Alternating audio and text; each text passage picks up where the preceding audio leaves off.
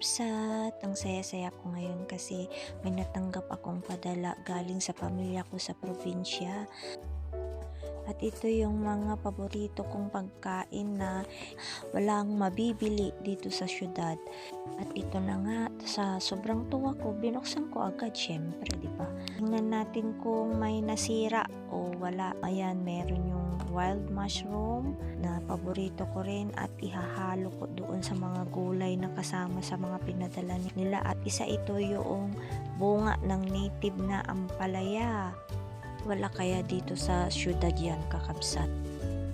Ang talong, siguro tanim ng kuya ko itong mga talong na ito, kaya ang dami nilang pinadala, pati ang ampalaya na bunga ng ampalaya, ang dami na rin, parang masusuplayan ko din yung mga kapitbahay ko.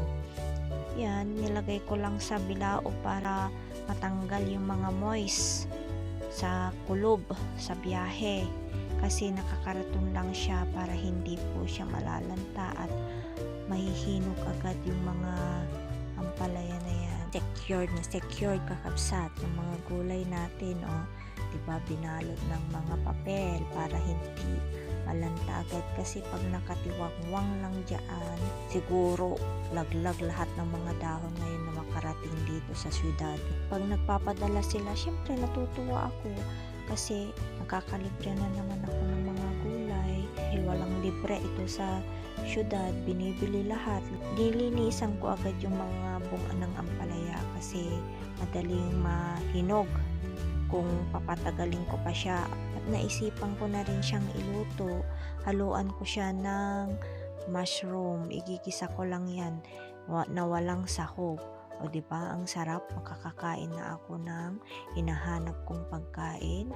Mabusisi lang linisin, kakabsat, yung bunga ng native na ampalaya na yan kasi sa sobrang liit pa naman, diba?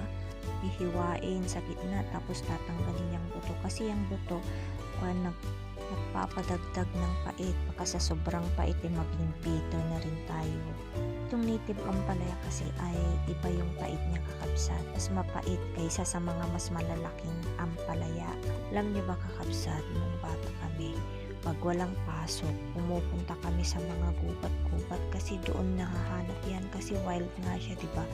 Tapos mangunguha kami ng mga ganyan, mga wild ampalaya, kung ano-ano, tapos ibebenta namin, tapos magkakapera kami sa hirap ng buhay. Siyempre kung may pera na kami, masaya na kami. Bata kami noon ang piso noon, ang dami nang nabibili, tapos parang libangan na namin o katuwaan na namin magpipinsan, magkakapatid yan, mangunguha ng kung ano-anong gulay sa kagubatan, gubat, kabakiran, kanyamin na Ilocano, kakabsat. Yan, igigisa ko lang yan sa bawang, sibuyas, luya, lagyan mo ng konting kamatis, simpleng luto lang. Tapos lagyan mo ng alamang, kung gusto mo yung dried na alamang.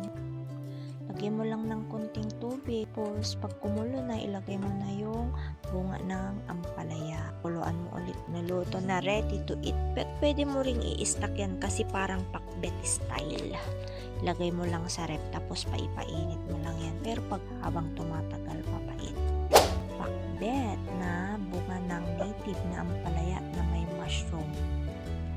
Mga kakabsat, thank you for watching. God bless.